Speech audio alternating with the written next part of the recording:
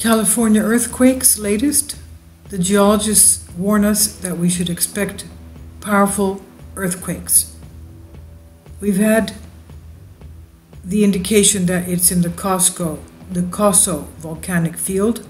This is an image of Google Earth volcanic peak. That is the area of the earthquake swarm. It's in a volcanic field. We've had 4 years ago similar earthquakes in that it was first around the Vancouver, Canada major quake, and then it came down to California and it hit exactly in the same area in the Coso volcanic field near Volcanic Peak, which is a dormant volcano. And this, as you can see, is the quake swarm. This is one of my previous videos just about an hour ago that I uploaded this. You can see this is the area between Los Angeles and Las Vegas. And the latest aftershock of a 5.4 came about 4 o'clock in the morning, California time. People were waking up. They felt the shaking and they ran out of bed. A lot of them, that's what they said. Others, of course, slept through it. Others didn't. Now they're coming up with the fact that it is in the volcanic field. They're talking about perhaps some type of volcanic activity, but they are informing us that there will be major aftershocks.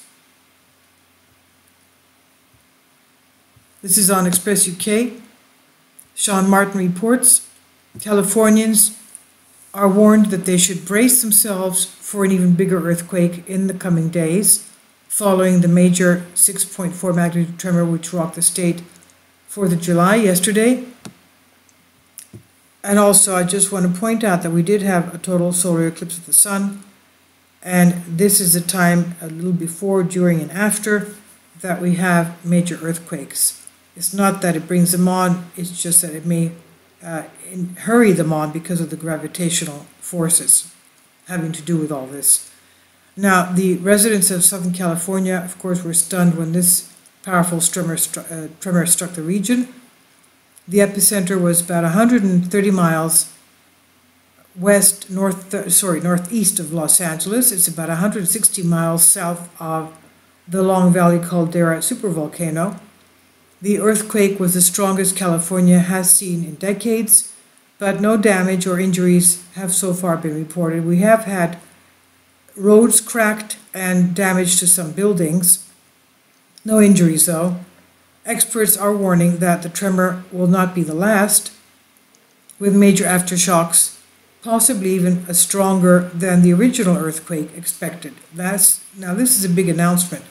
Stronger than 6.4. Let's remember that it was originally 6.6, downgraded to 6.4. Now, scientists also say that the latest earthquake will not lessen the chances of the big one. So this is a major statement here. They state that the big one is not released, the pressure is not released, and that the big one has the same chances of occurring, because they say the latest quake will not lessen the chances of the big one earthquake, a proposed major earthquake which will one day rock the west coast of the United States. Seismologist Lucy Jones stated to the LA Times, quote, "This does not make the big one less likely." And she explains there is about a 1 in 20 chance that this location will be having an even bigger earthquake in the next few days, that we have not yet seen the biggest earthquake of this sequence. Some aftershocks will probably exceed 5 magnitude, as we just saw just now. There was a 5.4 this morning, 4 a.m., which means that they will probably be damaging. The earthquake was so strong that the residents of California in the Los Angeles area saw their household items fall from the shelves. As we saw before, they had tremendous problems with liquor stores, all the bottles falling off the shelves and, of course, crashing, smashing. One person said an earthquake tracking website, CSEM, said lots of swaying. We grabbed an antique bookcase to stay it, end quote. Another said, it started to slow, but went on for a good while. As it got a bit stronger, we're all okay, thank God. Now, the original quake of 6.4, they said, lasted about 30 seconds. Another person described the trembling as the house was shaking, the chandelier started to sway, the pool also started making waves. A woman in West Covina said, I was in the car parked with my son listening to music, and I thought my son was shaking the car. But the shake was too strong for my toddler son to do so. Then I felt the whole car was actually swaying and the garage overhead storage was swinging too. Only then I realized that it was an earthquake, she said. Now, California is no stranger, as we know, to earthquakes, as it is situated on the Ring of Fire and has had some tremendously big damaging earthquakes recently.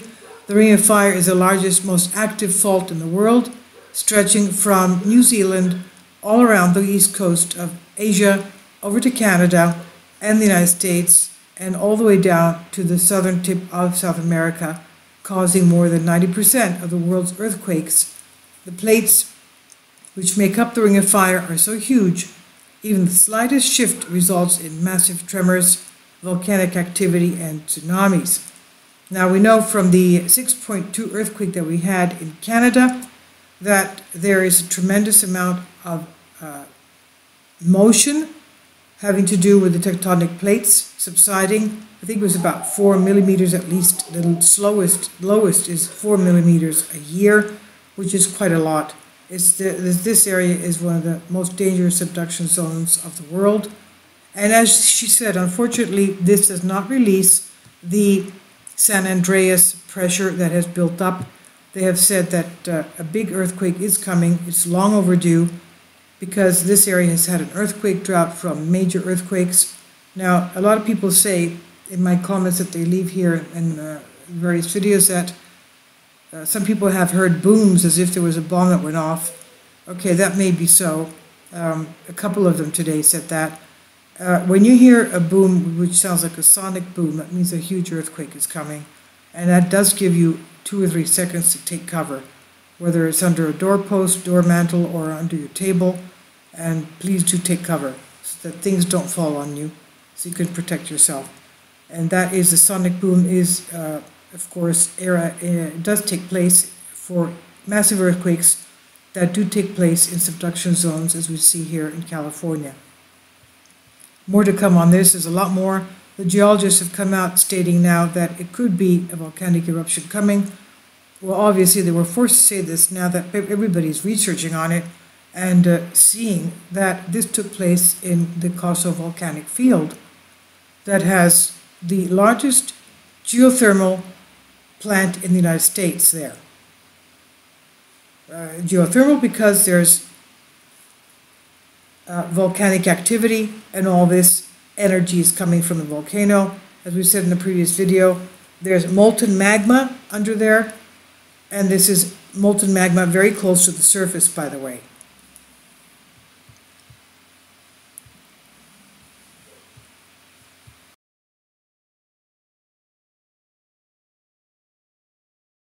Axial volcano off Oregon coast, and 2 volcanic related earthquakes in Utah and California. So clearly they stated that those earthquakes were that struck in near the volcano peak were volcano related earthquakes. You notice that the geologists with this earthquake, the 6.4, don't mention that it has to do anything with the volcano-related activity. They just say, oh, it's not at the SanAndreas, it's on strike slip, another type of, here you can even see the ridge, another fault line, which is perpendicular to the SanAndreas, which is this one here. So it's not on SanAndreas, it's on another perpendicular fault line in the Kosovo volcanic field, not far from Long Valley Caldera, which is about 160 miles north. And we're having tremendous afterquakes tremendous afterquakes continuing, and the 5.4, okay, still going on. Now, Kosovo volcanic field, as we can see here, this is on USGS, as you can see. The Kosovo volcanic field, located about 160 kilometers, 100 miles northeast of Bakersfield, California. Okay, Bakersfield. This is Greek because I live in Greece, so that's Bakersfield. Okay, 100 miles northeast of Bakersfield, mainly within the boundary of the Naval Air Weapons Station China Lake. It covers approximately 150 square miles. It's home to one of the largest producers of geothermal power in the US. Now, it is a volcanic field. It is active because it's giving geothermal energy, and they have their power plant there.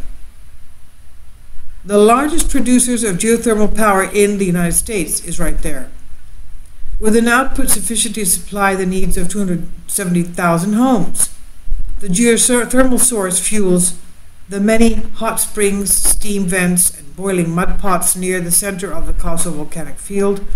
About 40 eruptions in the last 250,000 years produced a field of steep-sided lava domes, red hills of volcanic cinder cones, and rough-surfaced lava flows.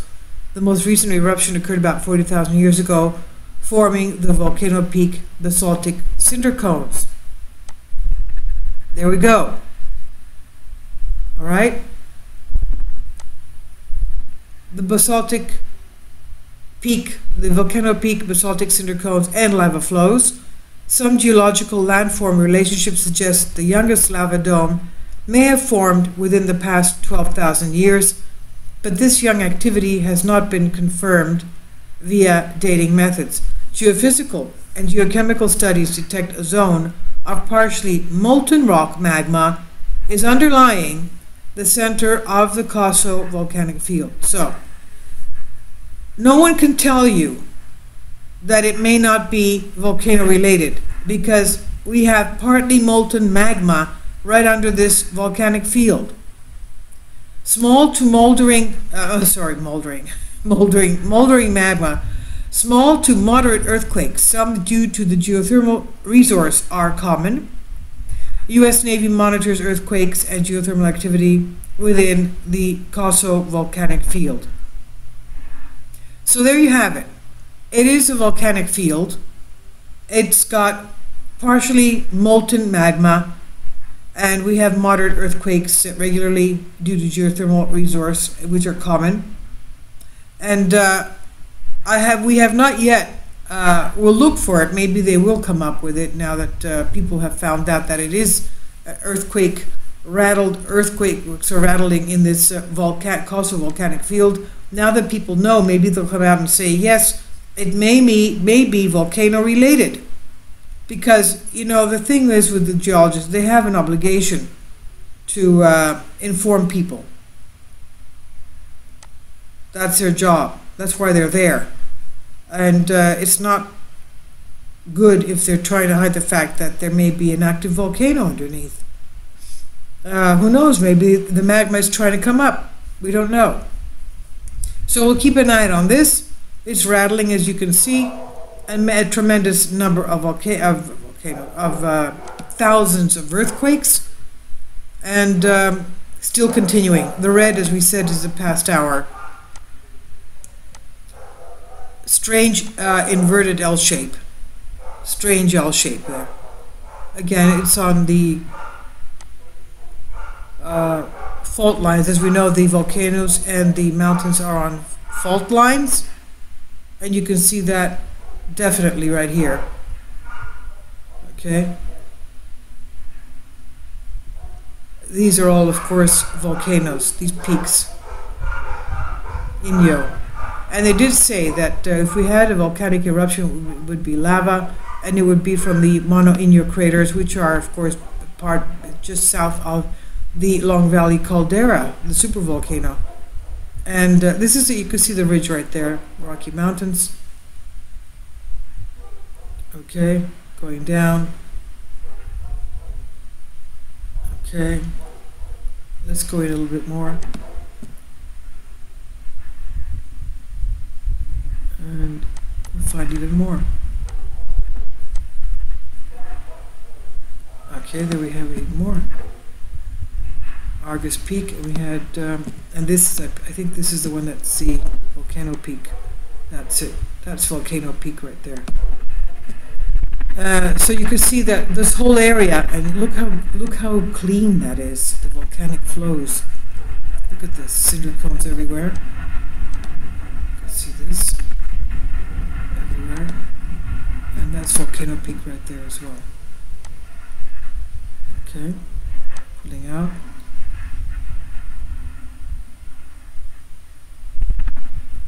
Okay, and just for your information, let's just 22 miles from well, it's in the area of the quakes, of course. This whole thing is, as we said, partially molten magma. Partially molten magma. Small, moderate quakes, but now these are, of course, the bigger quakes, and we have to keep an eye out. People, of course, in Los Angeles are feeling them continuously, the bigger ones, and please be alert, all of you that are out there. Be prepared, have your water bottle, your telephone charged, your vital papers, your documents, and you know, some water, some change of clothes, and whatever you need. Have your car filled up with gas, and just be alert. Okay, God bless you. Thank you.